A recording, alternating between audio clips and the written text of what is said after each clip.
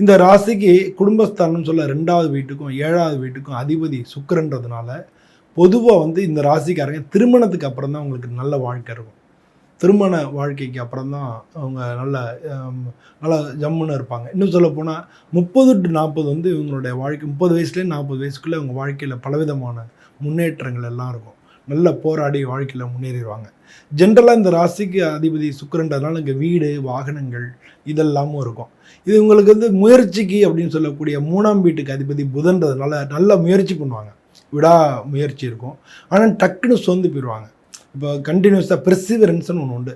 கடைசி வரைக்கும் முயற்சி பண்றது. அதாவது முயற்சி திருவினையாக்கும் அப்படின்னு சொல்லியிருக்காங்க. தெய்வத்தால் ஆகாதெனும் முயற்சி தன் மெய்வருத்த கூலி தரும்னு சொல்லி திருக்குறள்ல இருக்கு.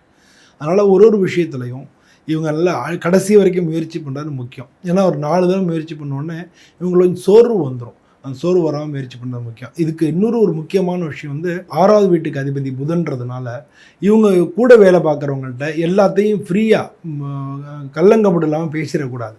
ஏன்னா இன்றைக்கி உங்கள்கிட்ட ஃப்ரெண்டாக இருந்து கேட்குறவங்க நாளைக்கு உங்களுக்கு எதிரியாக வர்றதுக்கான வாய்ப்புகள் நிறையா இருக்கிறதுனால அலுவலகத்திலையோ மற்றவங்கள்ட்டையோ எல்லா விஷயத்தையும் சொல்லணுன்ற அவசியம் கிடையாது. அதனால் பேசும்போதே ரகசியங்களை காப்பாற்ற வேண்டியது இவங்களுடைய ஒரு கடமையாக இருக்குது. அது இல்லாட்டினா இவங்களுக்கே அது வந்து பேக் ஃபயர் ஆகிடும்.